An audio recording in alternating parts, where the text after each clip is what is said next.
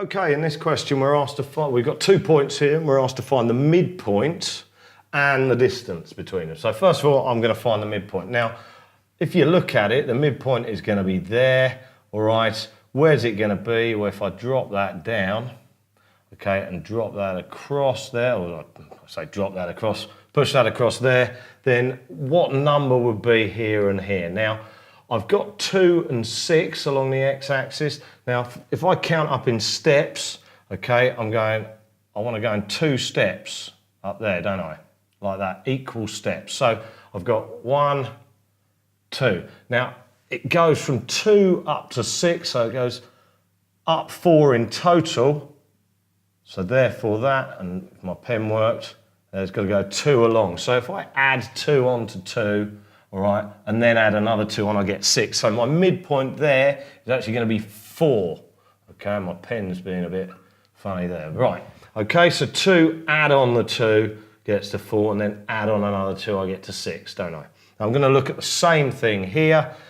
I'm going up from 1 up to 5, so that's going to go up 2, and then up another 2. Okay, 1 add 2 is 3, add 2 is 5, so fantastic. So 1 add 2, 3, there you go. And there's my midpoint, okay, it's 4, 3, and that's slap bang in the middle of those 2 points. Now, next bit, the distance. Now, I can't just measure it. It doesn't work like that. So what I'm gonna do is I'm actually gonna draw a right-angled triangle here.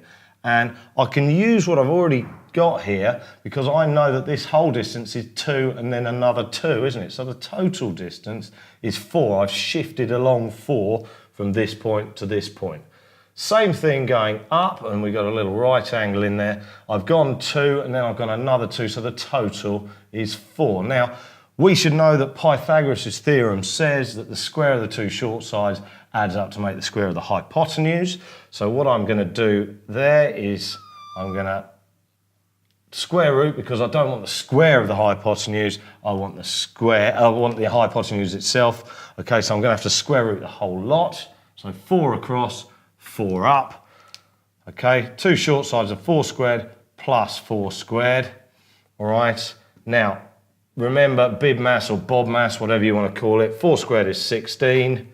Add another 16, I end up with 32. Okay, now you could put that in your calculator and you'd end up with 5.7, 5.8, something like that. Or you might be asked to leave it as a surd. So if I simplify this as a surd, all right, what square number goes into 32? Well, I could rewrite 32 as 16 times 2, couldn't I?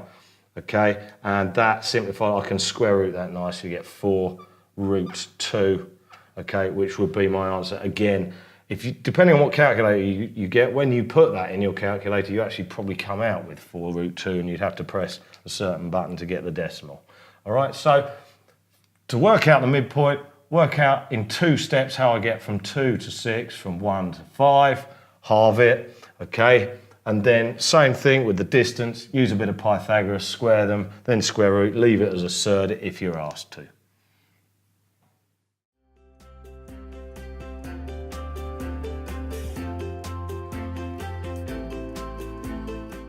Okay, Mary, so let's have a look at this one. So solve x plus 2x equals 12. So what do you think you do first? Okay, well, I want x on its own, so I would put x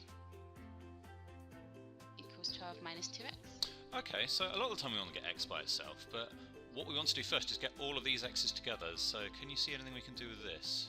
Get all these together in one place. Oh, okay, it's 3x, isn't it? Yeah, so absolutely. 3x equals 12. Oh, and so x equals 4. Brilliant, spot on, well done.